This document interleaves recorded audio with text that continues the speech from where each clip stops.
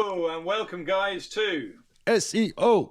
Conspiracy. Oh, okay. We got it I should have let you down. say .com. It just leaving you with the last word, not so great. .com. .com.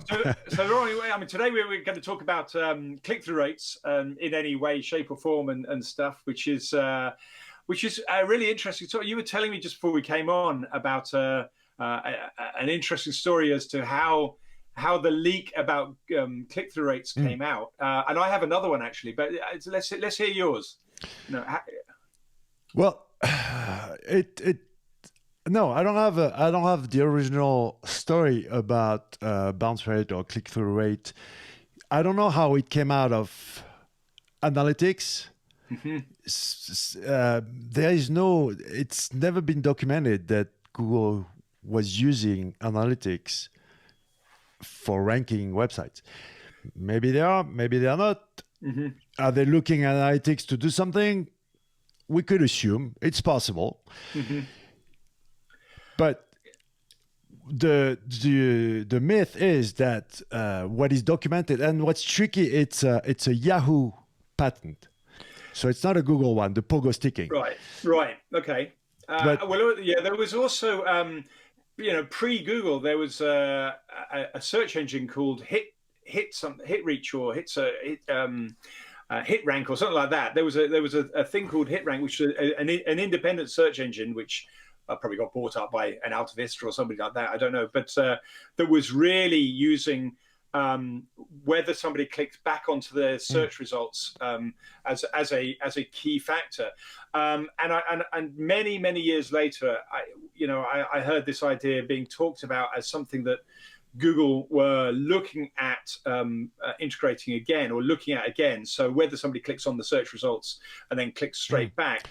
But I remember, I think someone asking Matt Cutson at an SMX, and he said that there's some real challenges with it, because sometimes some sites are designed for that. You want to get the answer, and then some sites are designed to engage people and pull them back in. That's why I wanted to go, because it makes no sense to have a medium threshold about bounce rate. Bounce rate is how much people leave, and click-through rate is how much people get in. So different. It's the same thing but different ways. But it makes no sense because it depends on the website. It depends on the context. It depends. If you go onto a blog post or Wikipedia page and you got your information, the bounce rate is enormous. It's over 90%. Because people visit one page and leave. If you stay 20 minutes on a travel website, because you have to fill out all those forms and stuff, and you stay on for half an hour, well, the experience might not be amazing, and then it's just all flawed. Yeah. So it's not always clear, and I think as well, there's this whole thing that's been happening over the last 10 years, though. Which has said, as if somebody's just going to the page and getting the information and coming back, then whilst Google aren't then going to necessarily for that individual circumstance make a change, what they may well do is say, right, that information that's there is something that we may want to bring into our featured snippets somehow, and so the user doesn't even need to do that click. It then feeds in and sees that stuff. And we have been seeing that as SEOs, that if you've got content that somebody can take in very, very quickly, like what's the weather like today, or, what's the boiling point of water, or whatever, you don't need to leave Google at all now. Google has picked it up either through schema or through feature snippets that it's created, found the Q&As or FAQs, whatever it may be on the page.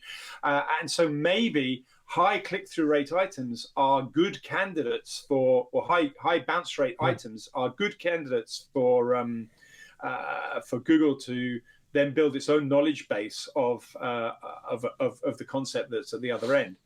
So, if we want to put the tinfoil hat on, we could even imagine then it would be good for Google.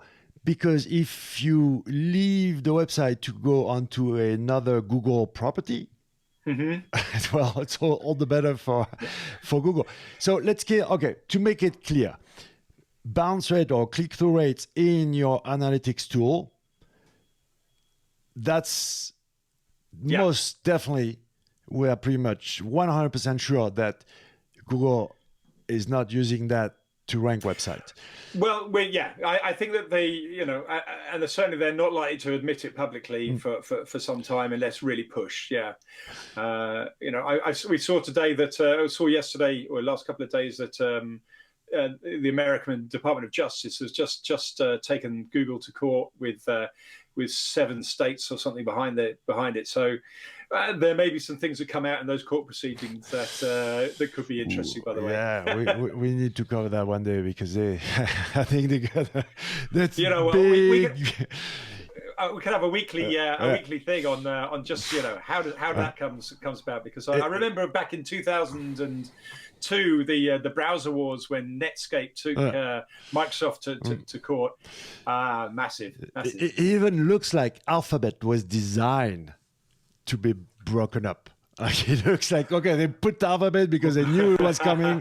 Oh, it's been 20 years, and let's set it up so when they break us up, it'd be. But how are they going to break up? I mean, their biggest problem is Google search, so the core algorithm. So it's going to be very hard to break up Google's itself, the traditional bit. Definitely the search engine, ads, and assistant.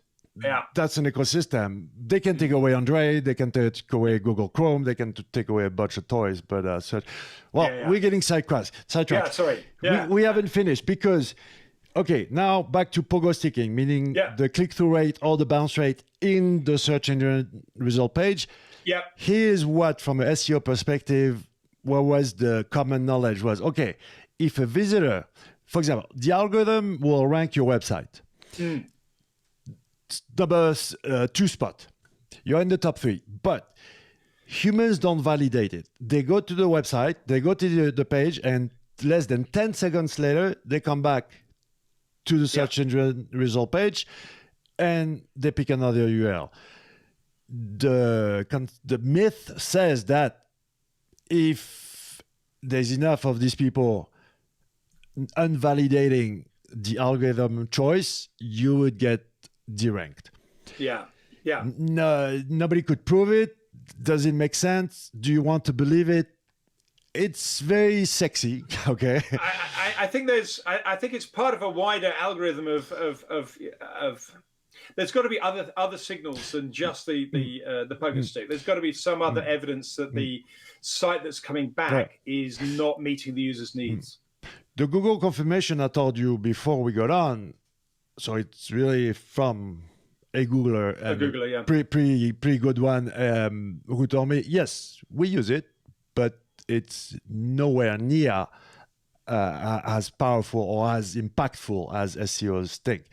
So from my understanding, it's more in the way they use quality raters, okay, just to evaluate and say, okay, does it make sense? But maybe there's a red flag. If there's a strong enough signal, then people don't validate your page.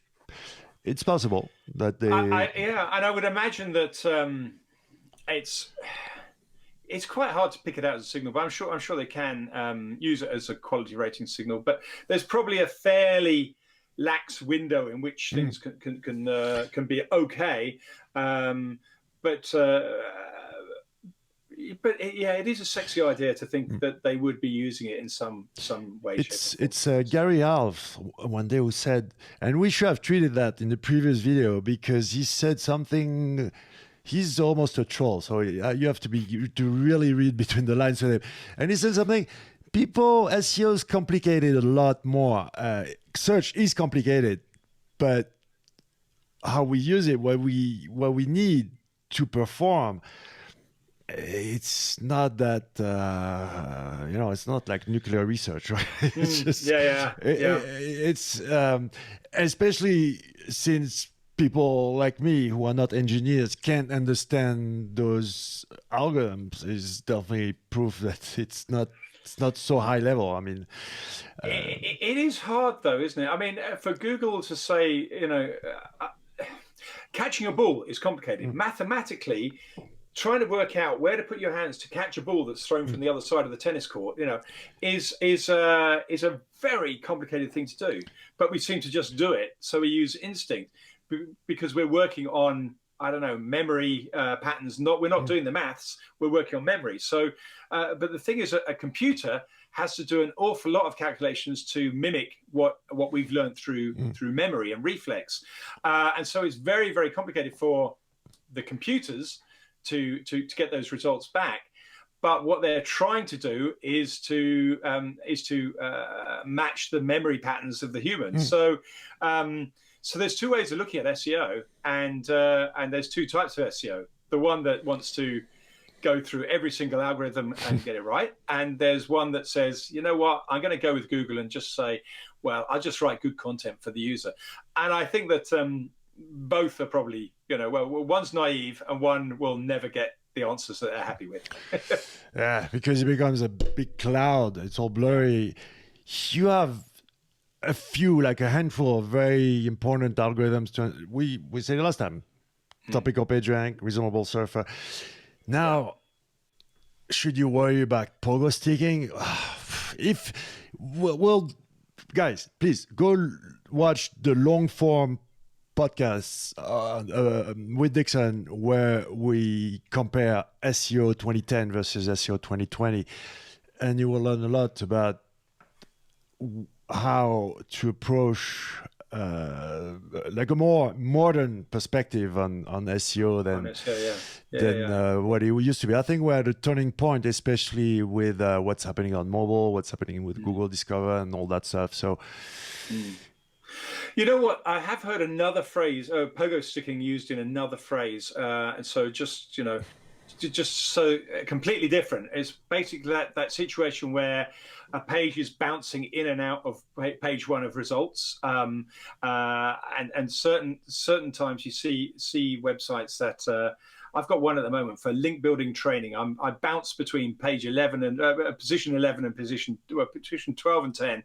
and it just bounces through those two, and it goes up and down. But I have seen other ones where it goes up and down, and I've seen people call that pogo sticking as well. So that's one of the problems with SEO, isn't it?